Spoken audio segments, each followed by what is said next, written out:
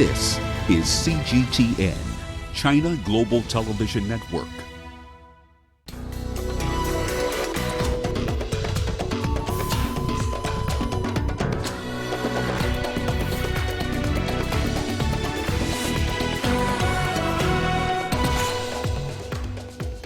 Egypt says 7 policemen killed in Sinai attack.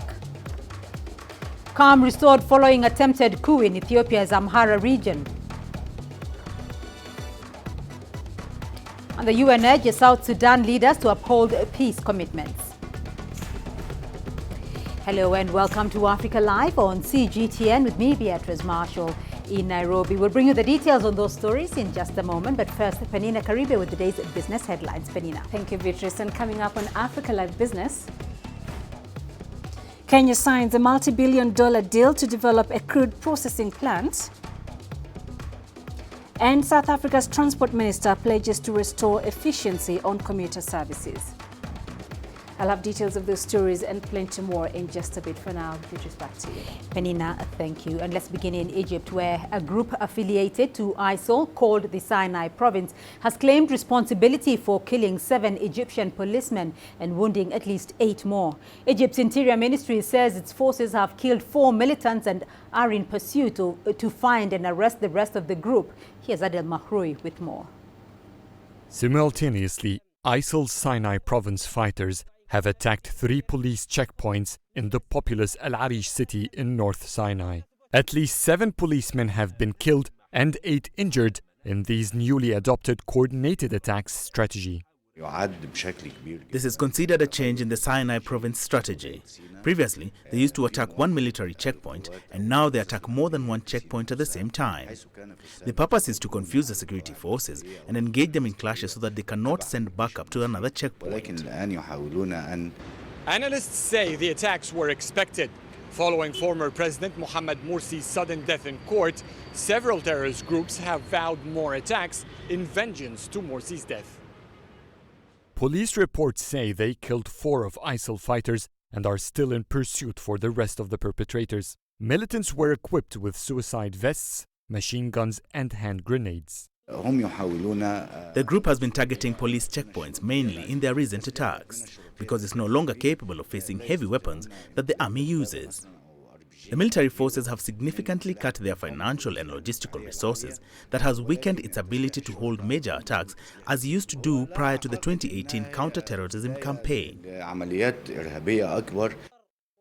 2018 has seen the lowest number of attacks by militant groups in the Sinai. Lately, groups there have been desperately trying to show presence through attacking weaker targets like police forces and civilians. Adel Mahroui, CGTN, Cairo. Well, let's cross over to Adel now. He's in Cairo for us. Let's get more on the story from him. Adel, what is the latest, though, on that attack on the Egyptian security forces? Well, the pursuit is still ongoing. There hasn't been any significant update from the security forces on the situation itself. The case of the perpetrators and those who have been part of that attack is still part, and it still has not been confirmed yet what are the further arrests that has been made. Nothing has been significantly reported since the morning, but according to the latest report, as you've heard the package, security forces are still on the chase. Adel, so how exactly is the authority dealing with this attack as it is currently hosting a continental tournament, the Africa Cup of Nations, to ensure security confidence in visiting supporters? Well, there is already a state of emergency in the Sinai area in general, and that state of emergency continues as security forces are still struggling to maintain stability and security in the region. And it still is a big challenge, but they are trying to take all the measures they can to maintain that the security is stable there. So that's why the emergency state is continuing, and as the threat of insurgency lasts in North Sinai. And talking about that state of emergency in the Sinai, Adel, why is Sinai such a big problem for President El-Sisi's government? Well, the Sinai itself is a big challenge because not just the security issue, but there is a major target for development in that area in general. And the development itself is crucial for stability and to kill the insurgency of the Sinai. And that's why it is a big challenge and a prime target for the government itself. Adel Mahroui joining us there from Cairo on that update. Thank you. Now, the Ethiopian government has assured the international community of peace and security following the recent coup attempt in the country's Amhara region that was foiled by the government. According to officials, business in Addis Ababa is back to normal and the entire country is now at peace. Here's CGTN's Daniel Arap Moy with more. After the failed coup attempt and the killing of 4 highest government officials, security has been restored in Ethiopia. Ethiopian citizens say such barbaric acts should be avoided at all costs in the future. I'm hopeful that the country will become peaceful and the country will be in a good mood gradually. The most important thing from the leadership is that they have to be extremely conscious and proact, Ethiopian ambassador to Kenya, Meles Alem, assured the international community and all Ethiopians that the government has successfully managed to contain the threat. Happened in the Amhara regional state and the assassinations of the chief of staff of the government of Ethiopia in Addis Ababa are incidents which have been thwarted by the government. This is peaceful and the Amhara region is peaceful. Kenyan government says Nairobi will continue to stand in solidarity with Addis Ababa. We believe that your country, as has always been the case, will only emerge out of this stronger and even more determined to continue to build the foundations, the walls, the pillars of democracy and prosperity. Prime Minister Abiy Ahmed has urged all Ethiopians to unite against evil forces set on dividing the country. Daniel Arap Moy, CGTN, Nairobi, Kenya. On to the Horn of Africa, and Somalia has welcomed the United Nations Special Representative to the country months after it expelled the former envoy. CGTN's Abdulaziz Bilo reports now from Mogadishu on the future relations between Mogadishu and the global body. James Swan arrived in Mogadishu Tuesday to take up his role as head of the United Nations mission in Somalia. Swan's arrival is now expected to boost relations between Somalia and the global body after the expulsion of Nicholas Haysom earlier this year. Honored to be back in Somalia in this new capacity as a special representative of the Secretary General and head of UNSOM. I've spent many years working on Somalia in different capacities, but I'm eager to hear what the situation is currently, consult widely with the leaders and the people of the country, and we in the UN community look forward to working very closely with you to make progress here in Somalia. The 55-year-old American is not new to Somalia. In 2011, he served as Washington's top diplomat to the Horn of African nation until 2013. Analysts now say Mogadishu must closely work with the new envoy as it seeks to strengthen its institutions. UN is a very important body for Somalia, particularly a country that is coming off from a long civil war. It supports its institutions, it supports Somalia from state building, and it also supports the AMISOM in Somalia. And I think the Somali government will closely work with the UN envoy. The global body has been an integral part in the state formation process since the collapse of the Somali central government in the early 90s. It also oversees the humanitarian situation in a country often affected by devastating effects of climate change. In early January, the Ministry of Foreign Affairs declared Nicholas Haysom persona non grata after he raised concerns over the arrest of a former Al-Shabaab deputy commander who was a front-runner in regional elections. The Somalia government now says that it welcomes any UN's assistance, provided it doesn't violate the country's diplomatic protocols or sovereignty. Government officials say as a founding member of the United Nations, it will continue to cooperate with various UN agencies. The new envoy's first order of business will be to seek an end to frosty relations between the central government and regional states. Elections are due in 2 federal member states of Jubaland and Galmudug. Officials in those states have now warned the government against meddling in the polls, as seen in the southwest elections, where a pro-government leader was elected amid a major confrontation that claimed more than a dozen lives. Abdul Aziz Bilo, CGTN, Mogadishu, Somalia. And here in Kenya, the Ethiopian embassy has held a reception marking the 55th anniversary of the founding of Ethiopia-Kenya diplomatic ties. The Ethiopian ambassador pledged to further cement the growing relationship between Addis Ababa and Nairobi. Here's CGTN's Daniel Arap Moi. Ethiopia and Kenya have agreed to enhance cooperation and further promote bilateral ties as Addis Ababa marks 55 years of strategic partnership with Nairobi. The Kenya-Ethiopia Joint Ministerial Commission is so far one of the pioneer bilateral cooperation framework on the African continent. The two countries have, since the establishment of diplomatic relations, signed over 30 agreements and memorandum of understanding in nearly all the economic, social and political spheres. Marking the 55th anniversary, Ethiopia and Kenya pledged to jointly tackle security threats across borders. Kenya will continue to work with partners like Ethiopia to liquidate the threats of terrorism and violent extremism, to stabilize and develop Somalia and the Horn of Africa for the shared prosperity of our geopolitical neighborhood. In 2012, Ethiopia and Kenya signed a special status agreement aimed at bolstering not only political cooperation but trade as well. The two countries are also strategic partners within the Intergovernmental Authority on Development framework.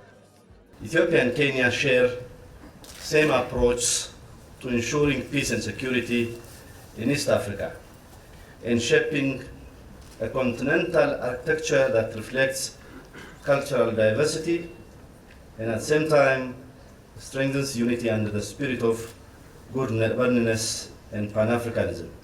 The two countries have pledged to continue strengthening political mutual trust and support each other on major issues concerning their core interests. Daniel Arap Moi, CGTN, Nairobi, Kenya. French President Emmanuel Macron says Mediterranean countries need to abandon fears and divisions in order to help the region integrate.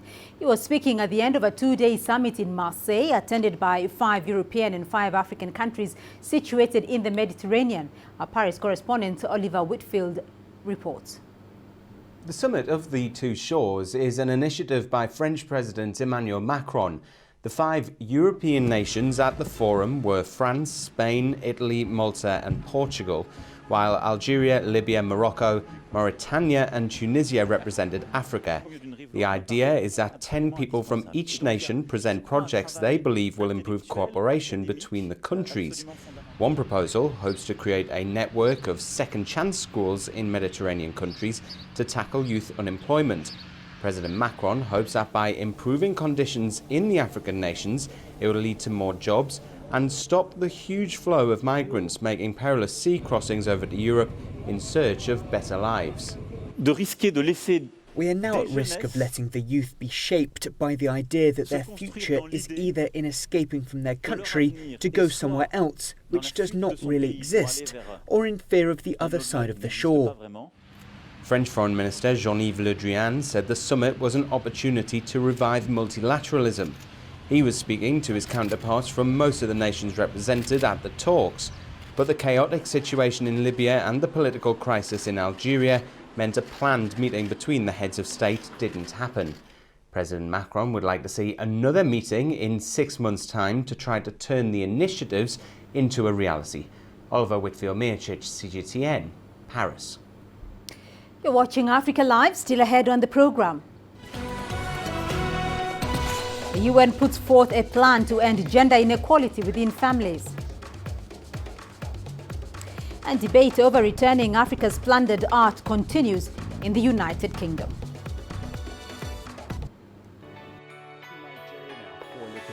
detail to the country. The country's foreign currency reserves. With a dedicated and diverse team of anchors, CGTN now brings Africa to the palm of your hand.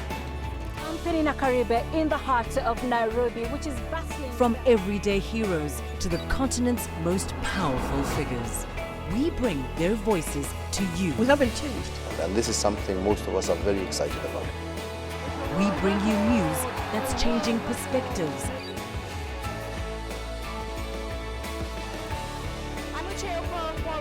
From Nairobi City Center. News that brings Africa to the world.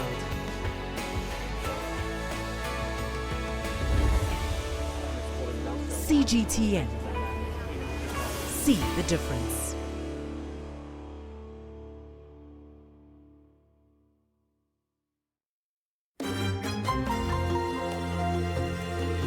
Africa Live.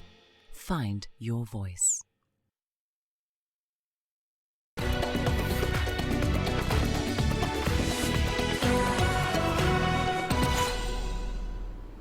Well, let's go to London, where a high-level conference of European museums is debating the mechanism for returning Africa's misappropriated art.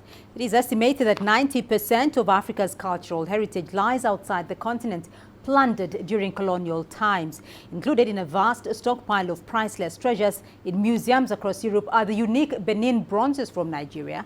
The bronzes were forcibly taken by the British when invading the Benin Kingdom in 1897. European museums have been under mounting pressure to return the artifacts for decades. However, as Richard Bestick reports from London, returning Africa's lost iconic artworks is complicated. You'd think it would be simple, wouldn't you? Artworks plundered during Europe's colonial age should be simply returned. Everyone benefits. Africa gets its irreplaceable art back, and Europe's museums shed their colonial baggage. But it would appear it's not that simple. Discussions here at the German Historical Institute in London, the second in a series. Some of Europe and Africa's leading academic minds are working on exactly that. The questions, though straightforward, have complicated answers. Experts here looking at what repatriation means for Europe's 500 museums, whether the repatriation of artworks naturally entails what they call the decolonizing of museums, or whether it'll actually prevent that process. First, though, the experts gathered here will be working on the very meaning of decolonization in museums. The positive view is that more than a century after many pieces were looted, the decades-old campaign for their return is finally looking like a real possibility. However, several major European institutions have yet to fully commit. Instead, as with the British Museum, among others, returning artifacts on long-term loans. Picking up the pieces from centuries of colonial adventurism would, it seems, be still mired in argument. What they're achieving here with their tasks only the beginning of a long haul. Richard Bestick, CGTN, the German Historical Institute, London. As the world's youngest nation, South Sudan will soon be celebrating its 8th year as an independent country. The UN is urging South Sudan to uphold its commitments following the latest deal, despite a delay in forming a unity government. CGTN's Daniela Pearson has more. In 2 weeks' time, South Sudan will celebrate its 8th year as an independent nation. The latest peace deal, signed in 2018, between President Salva Kiir and rebel leader Riek Machar is continuing to hold. The drop-off in political violence based on the trend of past years has meant hundreds, if not thousands of people are alive who would otherwise not be. The fighting has stopped because the leaders ordered their soldiers to stop. If it resumes against the will of the people, it will be because those same leaders want it and ordered it to happen. However, the formation of a transitional government, which was scheduled for May, has been postponed by another 6 months. The African Union, the UN, and the Intergovernmental Authority on Development have been working collectively to support this process. While the extension gives time for the two parties to resolve any outstanding issues, the regional bodies stand firm on this extension being the last extension. While Dr. Riek Machar is not in Juba, I can assure the Council that there are close contact going on between him and President Salva Kiir. We were all, of course, disappointed that we were hoping that they will fly together from Rome to Juba. Nevertheless, we think he will be in Juba soon, before November. The UN has also called on Sudan to take action on its commitment to put an end to conflict-related sexual violence. Despite all this evidence, though, no significant action has been taken against the perpetrators. And to break the long-standing cycle of impunity, as well as to prevent future violations, we believe that the transitional justice mechanisms outlined in the peace agreement must be implemented. Women makes the majority of my country's population, and South Sudan cannot afford to ignore us, giving us the resources we need to participate in the future of our country will directly contribute to South Sudan's peace, stability, and development. This surge in sexual violence is attributed to a variety of factors, including the breakdown in the rule of law and the destruction of livelihoods. But one of the main reasons is the large number of fighters in the area. These men have yet to be reintegrated into the national army as stipulated in the peace deal. Daniela Pearson, CGTN. Southern African countries have stepped up calls for the removal of a ban on ivory trade, insisting they are sitting on stockpiles that could raise revenue to conserve wildlife populations. The United Front is being presented in Zimbabwe at a wildlife summit sponsored by the African Union and the United Nations. CGTN's Farai Mwakutuya is in Harare and filed this report. Wildlife. Leaders of the 5 Kavango Zambezi Khaza Conservation Area member states, including Angola, Botswana, Namibia, Zambia and Zimbabwe, put up a united front at the UN-AU Wildlife Summit, calling a moratorium on ivory trade unfair and claiming it's stifling conservation. Zimbabwe, Botswana and Namibia, home to about 60% of the continent's jumbos, are sitting on ivory worth hundreds of millions of dollars, which they want the right to sell. Currently, Zimbabwe has about US $600 million worth of ivory and rhino horns stocks, most of which is from natural attrition of those animals. If we are allowed to dispose the same under agreed parameters, the revenue derived therefrom would suffice to finance our operational conservation efforts for the next 2 decades. The renewed calls raise the stakes ahead of a convention of international trade in endangered species CITES conference in August. They're, of course, telling a story about why they have this need. The need is because of the communities that are not participating in any type of economic activity at the moment, except for sometimes in tourism and wildlife viewing, which they consider inadequate to offer employment to large communities who are living side by side with the wildlife and in some cases suffering from human-wildlife conflict, where there's some destruction of property, also losses of lives. The Khaza nations argue that poaching and encroachment into national parks for mining and agriculture can be reduced if the communities adjacent to the wildlife derive financial benefits, which can be shared if they can sell their wildlife products. Debate and a possible vote on lifting the ban on ivory trade could take place at the CITES conference in Geneva. Farai Mwakutuya, CGTN, Harare, Zimbabwe. In its annual Progress of the World's Women report, the United Nations says women's rights have advanced over the past decades, but gender inequality and violence still exists within families. The report identifies ways in which families can be places of care, but can also bring conflict and inequality. The report has put forth a policy agenda to end gender inequalities within families. CGTN's Michael Karanja has that story. UN Women's flagship report indicates that families are changing around the world. The organization says there is concerted effort to deny women their right to make their own decisions in the name of protecting family values. No institution has more universal and personal significance to each of us than the family.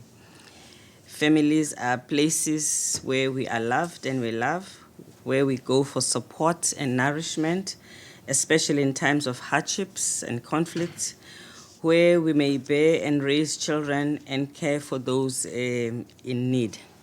The report, however, reveals that most countries can afford family-friendly policies. Families are also places of violence and discrimination of women and girls. And in fact, that is where discrimination for many women and girls starts, and it stays with them for the rest of their lives. And if the family works for you, it is a wonderful journey for the rest of your life in some cases. The shocking pervasiveness of intimate partner violence means that statistically, home is one of the most dangerous places for a woman. In 2017, every single day, 137 women were killed by a family member. As women's rights have advanced over the past decades, families around the world have become a place of love and solidarity, but also one where fundamental human rights violations and gender inequalities persist. For a significant portion of the world's population today, family laws are still based on religious precepts. Some of these laws can be quite discriminatory, claiming to defy reform because they are thought to be divine, coming from God. And you cannot change God's law. If you call for reforming these laws, you can risk attack and sometimes the threat of death. The report indicates that in 1 out of 5 countries, girls do not have the same inheritance rights as boys, while in others, a total of 19 countries, women are required by law to obey their husbands. Around 1/3 of married women in developing countries report having little or no say over their own health care. We still find rulings from that era till today in Muslim family laws that condone marital rape, permit the husband to discipline the wife, allow for child marriage and unbridled polygamy, restrict women's movement outside the home without the husband's permission, and the list goes on. UN Women has provided robust recommendations in its report to ensure that laws and policies support today's families and meet the need of all their members. Michael Karanja, CGTN. Meanwhile, at least 7,500 refugees have fled the Democratic Republic of Congo into neighboring Uganda since the start of June, according to the United Nations Refugee Agency, the UNHCR. The current crisis is placing strain on already badly overstretched facilities in Uganda's refugee settlements. Leon Sinyange reports from Kampala. Renewed clashes between opposing Hema and Lendu groups in northeastern parts of the Democratic Republic of Congo are driving people across into Uganda.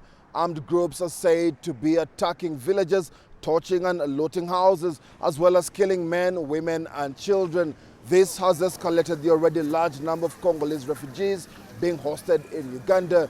The UN Refugee Agency spokesperson Dunia Aslam told CGTN that the agency is supporting the efforts of the authorities to receive the new arrivals, but the response is still facing great resource challenges. The needs of people who are arriving now is different from the needs of people who have settled in the refugee settlements.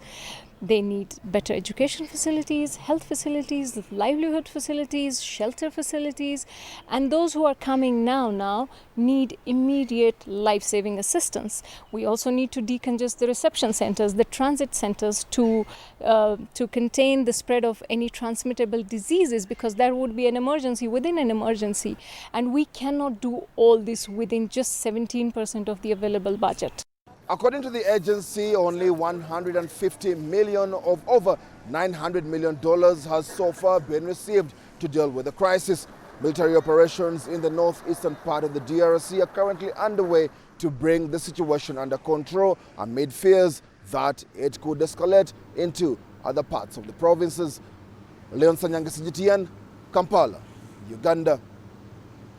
Leaders of the world's biggest economies are arriving in Japan for this year's G20 summit. The Prime Minister of the host country, Shinzo Abe, detailed his hopes for the days ahead, saying he wanted the leaders to use the platform to promote free trade, a global digital governance, and global growth based on innovation. Meanwhile, France said it would reject a final communique that did not mention the Paris Climate Change Agreement. President Emmanuel Macron arrived in the country's capital, Tokyo, earlier today before having talks with Shinzo Abe. And further afield, Chinese President Xi Jinping is set to attend the 14th G20 summit in Osaka, Japan. The visit reflects China's great commitment to the G20 cooperation and global economic governance and is warmly anticipated by all sectors. In South Africa, which is also a member state of the G20 organization, China has been on the forefront in pursuit and maintenance of multilateralism, economic globalization and free trade. You know, China is now portraying itself as really pushing the multilateral agenda, which it is doing, in reaction to what the US is doing, which is really, you know, quite a high level of disdain for the multilateral system and for the WTO and other multilateral institutions. It actually will be interesting to see if China is able to play a bigger role in setting the agenda, for example, on climate change. And let's now go to Penina Karibe for a look at the day's business news. Penina. Thank you, Beatrice. And coming up in business news tonight, Kenya signs a multi-billion-dollar deal to develop a crude processing plant. And South Africa's transport minister pledges to restore efficiency on commuter services. There's more to this place than just glorious landscapes. There's more to it than just, say, Table Mountain or glorious, endless salt flats. There's more to it than countries that are home to some of the deepest mines in the world. There is so much more to this place, even if it is home to some of the finest diamonds on the planet.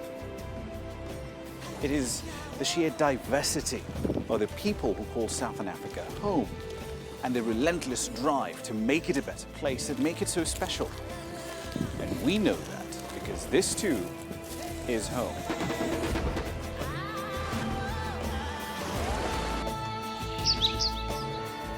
No one knows Southern Africa like we do. CGTN, see the difference.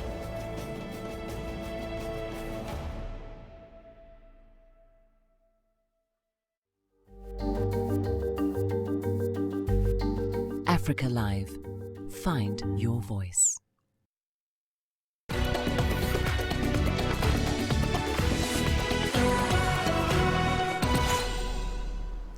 The Kenyan government has signed agreements with all major Total, Tullow Oil and Africa Oil Corporation to develop a crude processing facility. The operation will ensure production of 60,000 to 80,000 barrels a day. The oil blocks are situated in the northwest of the country at South Lokichar Basin. The partners are now focused on securing funds for an export crude pipeline from Lokichar to Lamu at the coast. Oil was discovered in the region by Tullow Oil and African Oil in 2012. It is estimated to contain 560 million barrels in probable reserves. This deal is considered a major milestone as Kenya looks at its first oil project, estimated to cost $2.9 billion. Full oil spill production is expected to commence in 2022. Meanwhile, Kenya and Tanzania have agreed to hold a consultative forum in July to end the prolonged trade dispute between them. The long-standing trade disputes have resulted in low intra-regional trade as businesses accrue massive losses. Tanzania is considered a top destination for Kenyan exports, which are worth $279 million. However, it introduced a 25% import levy on confectionery imports from Kenya last year. In April, representatives from the two countries met in Arusha to resolve the disagreements during the fourth bilateral meeting. Government officials and stakeholders from both countries will now hold a forum in Mombasa to thrash out an amicable agreement. Trade within the East African community stands at 20%, which is relatively lower compared to other trade blocs in Africa. Rwanda's national carrier RwandAir has launched its inaugural direct flight to Israel. This is its second destination in the Middle East and holds strategic potential in terms of strengthening diplomatic ties. This comes days after RwandAir flew its first flight to Guangzhou, China. The airline is currently expanding in contrast to many African carriers that are struggling with high running costs. RwandAir has recently been prioritizing flights out of the country, flying to 29 destinations, including Tel Aviv. Rwanda and Israel established diplomatic relations soon after the Belgian colony gained its independence in 1962. However, the ties were severed in 1973 following the Yom Kippur War, when most African states broke relations with Israel. South Africa's transport system, especially its rail system, is notoriously inefficient and crime-ridden.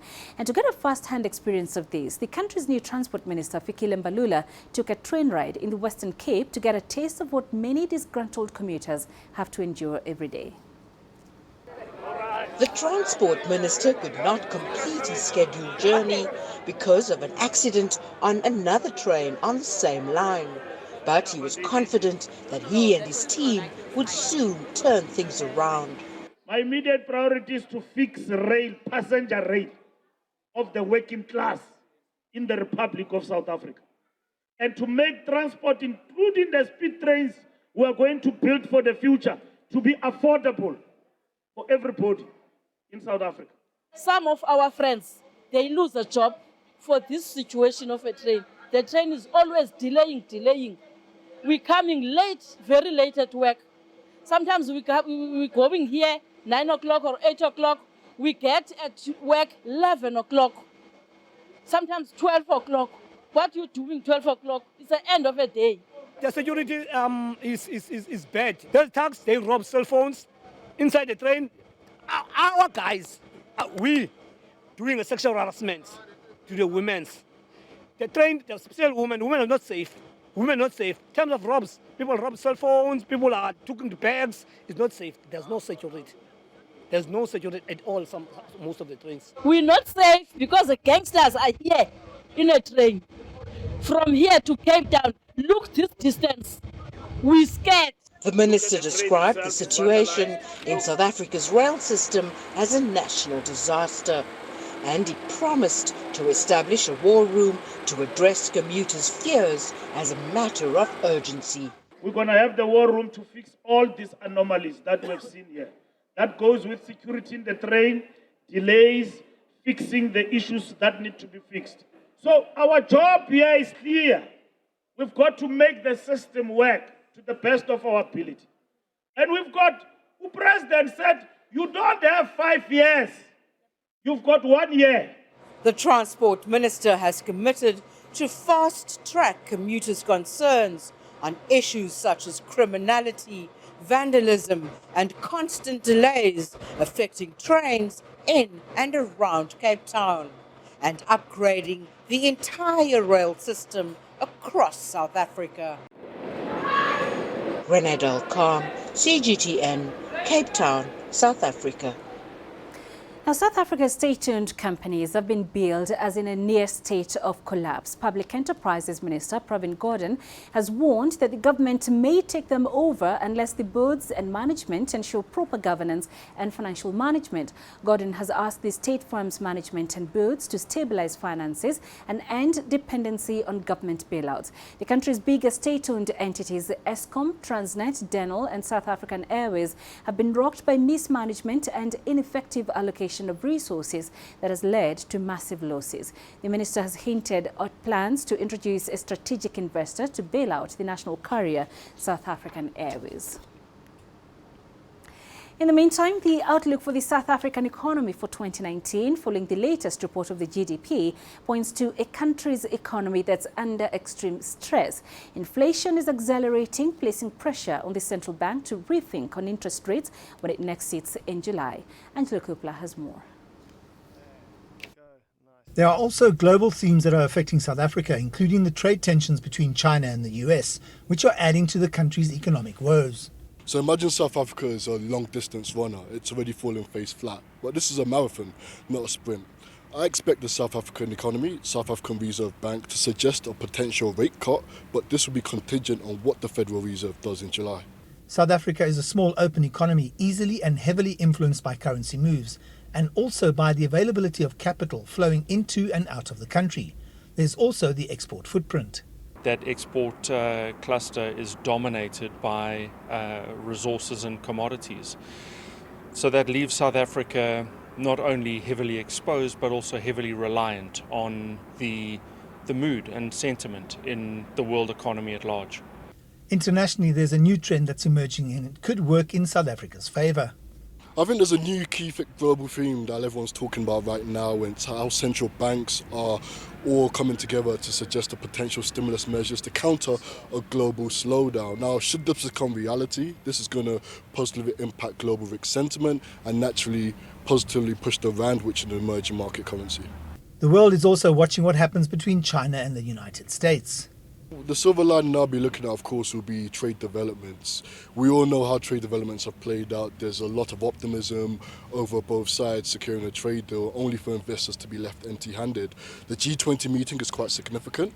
While it's unexpected that both sides are going to secure a trade deal, a market-friendly outcome will be a situation where the United States and China agree to restart trade talks. This will open path for central banks across the globe to continue with stimulus measures, which will naturally positive push risk sentiment higher. Global sentiment remains muted, with Brexit and the China-US trade war front of mind. I also suspect that fast forward a year, we will have found resolution in Brexit, and we will have found an improvement, a thawing in the Trump-China relationship. It's a tough business environment at the moment, and it's a question of whether those silver linings are going to come through sooner rather than later. I'm Angelo Coppola for CGTN in Johannesburg, South Africa. African bankers have put their weight behind the Nigerian government's microcredit scheme, targeting millions of small businesses with interest-free loans. CGTN caught up with one of the beneficiaries to find out why the scheme is gaining high-level recognition.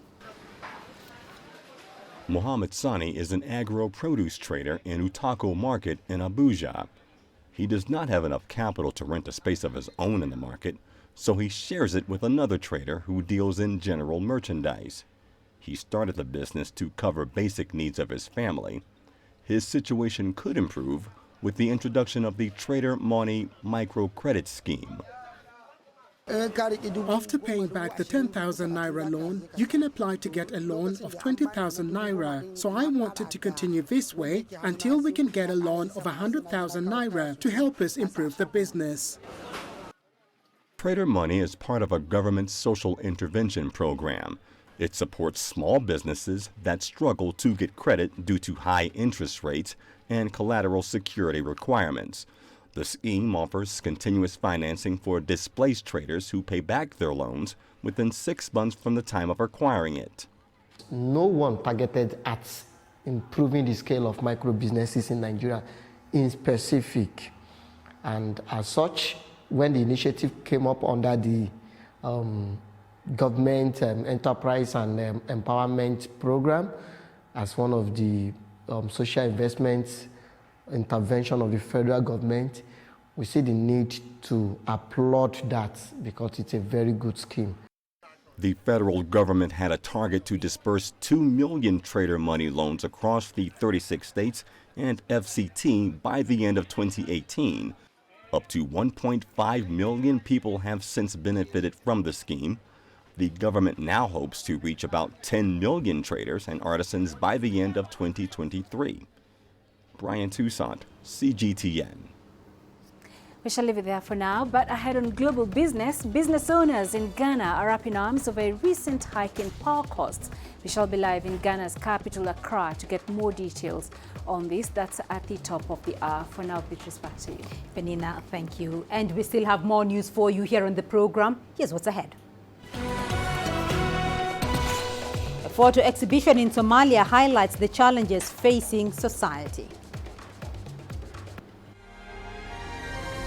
The greatest journeys,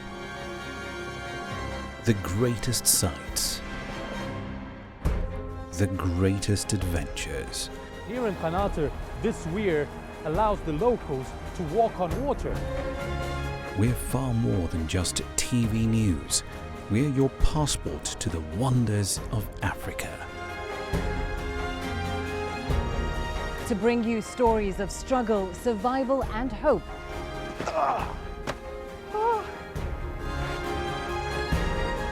So let's explore.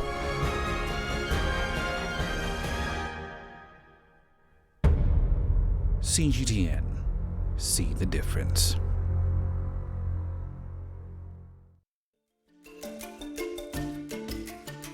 Africa Live. Find your voice.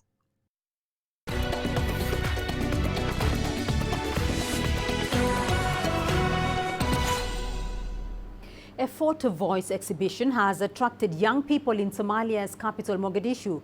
Organizers hope to use the opportunity to address injustices, marginalization, and highlight challenges facing the society. From Mogadishu, here's CGTN's Abdulaziz Bilo. 23-year-old Sabir Osman is explaining to a group of young people the plight facing the youth in his country. He is among 11 people from marginalized communities and displaced camps participating in this photo voice exhibition taking place at a popular beach in Mogadishu. Participants were mostly drawn from marginalized communities, including displacement camps in the capital. Sabir has been living in an IDP camp for years after fleeing conflict in southern Somalia. The young man in this photo is contemplating on whether or not to migrate and is weighing his option that include migrating to seek a better life abroad. This is because of unemployment and the fact that young people have been ignored and not afforded job opportunities. Hundreds of young men and women from Somalia have perished in the high seas in recent years in an attempt to seek a better life elsewhere, with unemployment among the youth considered as the main cause of illegal migration. It's a participatory platform where we have trained people from the IDPs and from minority communities to actually take pictures and photos about their life, about social inclusion, about exclusion. And they have done this wonderful photographic exhibition at Lido Beach. The exhibition is taking place at Lido Beach, a symbol of hope and resilience for most residents in Mogadishu. Each photo displayed here today carries a different message, that of the many challenges facing the Somali society, ranging from illegal migration, insecurity, and displacement. The intention is to actually raise awareness for the oppressions and injustices that are happening between society, especially in Somalia, where minorities are marginalized, where people from IDPs are pushed aside. So they just want to express their grievances. They want to show the public that they are part of society. Aliyah Sheikh has been a school teacher since 1977. Her passion for education brought her to this photo exhibition. She tells me that she has abandoned her profession due to old age, but continues to encourage young people on the importance of education. I took this picture because of my love and passion for education. I stopped teaching in school because of my old age, but that hasn't distracted me from creating awareness and sensitizing young people on the importance of education. The International Committee on Development of People is supporting the week-long program as a means of encouraging inclusion and raising awareness on critical issues affecting many in Somalia. Abdulaziz Bilo, CGTN, Mogadishu, Somalia. Let's now take a look at your sports news. Here's what's ahead. Nigeria's solo goal sees them past Guinea-Bissau to top Group B. Africa, where champions are made, records are broken, legends are born. We're there for every goal, for every knockout, for every step of the way. Match Point, only on CGTN.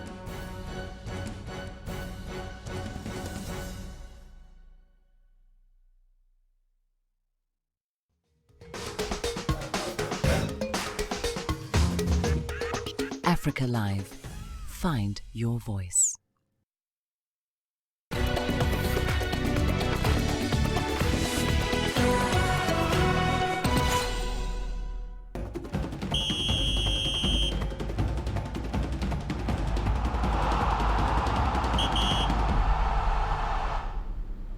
And we start your sport with the Africa Cup of Nations, where Nigeria has booked a spot in the knockout stages after securing a 1-0 victory against Guinea. Nigeria scored the solo goal of the match in the 73rd minute through a Kenneth Omero goal. Guinea, who was seen as the underdogs, put a tight fight for the fellow West Africans, finishing the match with a 52% possession. Nigeria will now face Madagascar, while Guinea will take on Burundi for the last match of Group B. Currently, Uganda is facing Zimbabwe in a Group A tie that could see them book an early spot in the knockout stages. And still in the Africa Cup of Nations, hosts Egypt will be on the pitch against DR Congo in their second Group A tie. With 0 points from their first match defeat, the Congolese team say they will do anything to avoid another defeat. The Pharaohs, on the other hand, could secure a seat in the knockout stage with a draw. CGTN's Adel Makhroui gives us more insight on that upcoming match. After its rather surprising 0-2 defeat from Uganda, DR Congo's chances in the competition have gotten slimmer. To keep their hopes alive, the Leopards' only chance is to stop the Pharaohs. If we can't win, we must not lose. We must work with this philosophy. A draw is the least we can do so we can face Zimbabwe. On paper, it's a small team, but it has high-spirited players that cannot be dismissed. DR Congo's no-defeat approach will definitely clash with the Egyptian aspirations. The hosts wanted to book an early round of 16 ticket with Wednesday's match. It's natural to see it different than the team who lost 2-0 from a weak team like Uganda. They will change formation and do anything to stop Egypt's progress. The Pharaohs surprised fans in a bad way. There was no harmony. Hopefully, they can regain their strength. Agueri realizes that his players still need to understand one another. He says the coaching team has been tackling the issue. Of course, totally agree that we miss a lot of passes, but 90% of that passes, maybe 90-something, were attacking in the other side of the pitch. So I'm not worried about that. We shot 17 times. 8 on goal. So, of course, we miss passes. Let me tell you something. The first friendly game against Tanzania, we missed 19 on forced errors. We did passes. Second one, 14 against Guinea. And I think this one we missed around 10 or 11. So, means that we are decreasing that amount. So, I'm glad to tell you that we are working on that. To the Pharaohs, the match against DR Congo is not just about winning. They need a big score if they plan to remain on top of Group A. Adel Makhroui, CGTN, Cairo. Nigeria is attempting to develop grassroots women's football in order to maintain its dominance in the sport across Africa and make an impact on the global stage. The country's senior women's team, the Super Falcons, have won a record 11 continental championships out of 13 and have competed at every FIFA Women's World Cup. Here's CGTN's Philly Haza with more on Nigeria's women football development. These women are from the capital city Doves Football Academy in Abuja. They are training hard for an upcoming local tournament. Their coach, Adanna Gloria, played for Nigeria in 1999 but had to retire as a result of injury. She says her aim is to produce more talent for the national team. My dream for them is not only playing in the local level, for them to make it to the national level, because it is when you wear that Nigerian jersey, you know, yes, you have started. In Nigeria, women's football is not as popular and well-funded as men's football, but the women's national team have continued to dominate football in Africa. Hours of rigorous training sessions like this have produced many stars for the national team, and these women are inspired by the chance of playing for their country someday. We are fan of the Super Falcons because they are, most of them, some of them we are playing with them, some are our teammates formally, and as they are there, they are representing the whole country, so we are happy about it. The Super Falcons are the only African female team to have qualified for every World Cup held since 1991, but they've only managed to finish in the top 8 at best. However, the lack of training facilities and insufficient funds have slowed the progress of the sport nationwide. The academy is mainly sponsored by Ngozi Eze, who believes more private investment is required to take women's football to a more desirable level globally. If we can get passion from 1, 2, 3, 4 people individually, you understand, we now start pushing it to government, because I cannot say our government is not doing this. Individually, what are you doing? What are you doing within your vicinity to keep the girls playing? From there, some of them are coming up. From there, they can enter the league, the senior league. From there, they can enter national team. Against the odds, these grassroots footballers are focused on achieving their dreams like many of their senior counterparts have done. Phil Ihaza, CGTN Abuja, Nigeria. To rugby now, and the Kenya Rugby National Sevens team did not have the best of campaigns in the just concluded World Rugby Sevens series after finishing just above the relegation zone to escape the drop. In an interview with CGTN's Mohamed Abubakar, Kenya's head coach Paul Murunga started by summing up what has been a disappointing season for the Kenyans. I think it has been a very challenging season. Whereby we didn't have most of the players, of course, and everyone knows what happened. First, we didn't have sponsors for the team. Then later on, most of the senior players didn't participate in this season's series. So we basically went with most of the junior players that were available, and having most of the junior playing at that level, with no exposure, with no proper precondition, proper pre-season, and the conditioning phase towards then, it was a struggle for sure. And of course, not having enough camp and enough financial muscle to support the team, it has been a struggle. And we thank God that we are able to retain our core status, and we are back into the World Series. Kenya managed to survive relegation. They're still in the series for next season. That only means hard work now in terms of preparations. And it's going to be a very busy next year for the Sevens team. What is in plan now? A lot in terms of preparation, because now that we have a team, and hopefully if all the players are able to be contracted from now, to get contracts from now till next season, and after Olympics or after the series, then better for us. We have to pick our lessons and know that we can only be good this coming series if we are able to prepare well. You mentioned lessons learned. How much do you think this experience for these boys, the series experience, do you think will play when it comes to the Olympic qualifiers, and how confident are we? Very much confident. From my side, you could see how good some of the outstanding junior players settled into the team quick enough. The likes of Daniel Tabu, Johnson Olindi, Vincent Onyala, they were able to settle into the team very fast, and they are still among the top players in the team, despite the senior guys coming back. They are still outstanding in terms of performance in most of the legs. So we have a strong team that has gelled between the seniors and the juniors right now. They are no longer rookies, and we are looking forward to have a very strong and future team for Shujaa. Yeah. Coach, before I finish, there's a lot of talk in town concerning your future with the team. We want to get it from the horse's mouth. Is Coach Paul going to be with the Kenya Sevens this next year?